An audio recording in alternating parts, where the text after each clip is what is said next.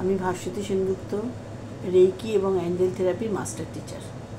আমি আজকে বলবো ওরা মানুষের বা মানুষ বা প্রাণী বা বস্তুকে যে ঘিরে রাখে আভামণ্ডলটি, যাকে বলা হয় অরা। যেমন আমরা যখন চাঁদকে দেখতে পাই, চাঁদের চারপাশে দেখবো একটা ছায়ার মতো জিনিস, সেটা চাঁদের অরা।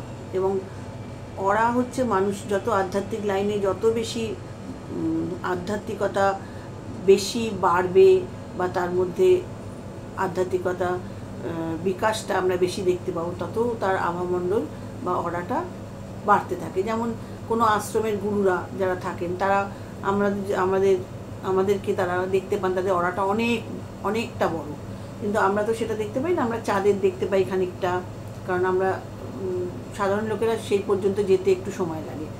এই অরা হচ্ছে, যদি কীভাবে অরাকে পরিষ্কার করা হয় সেটা আরেকদিন পরবর্তী ভিডিওতে বলবো। অরার মধ্যে দিয়েই যত আমরা যখন প্রথমে আগে অরায় এসে যে রোগ ব্যাধি এই সমস্ত ঢোকে, হিংসা প্রবৃত্তি সব কিছু আগে অরায় আসে, এবং তারপর থেকে সেইখান থেকে সেটা আমাদের শরীরের মধ্যে ঢোকে বা মনের মধ্যে ঢোকে।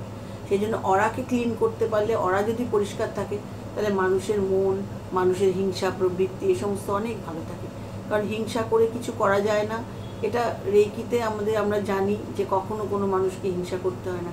কিন্তু সত্যিই কি রেইকি যারা শেখেন তারা সবাই কি সেটা মানেন যে কাউকে হিংসা করব না বা কিছু করব না?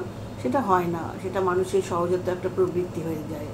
সেই জন্য চেষ্টা করতে হয় নিজের অরাটাকে পরিষ্কার রাখতে। আমার সমস্ত গুরুদের সবাইকে প্রণাম জানিয়ে বলছি যে প্রত্যেকেরই উচিত নিজের অরাকে পরিষ্কার রাখা এবং নিজের মনকে পরিষ্কার রাখা।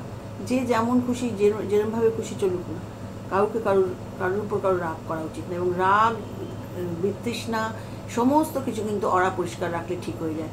কিভাবে অরাকে আপনি পরিষ্কার রাখবেন সেটা আরেকদিন বলবো। নমস্কার, ভালো থাকবেন।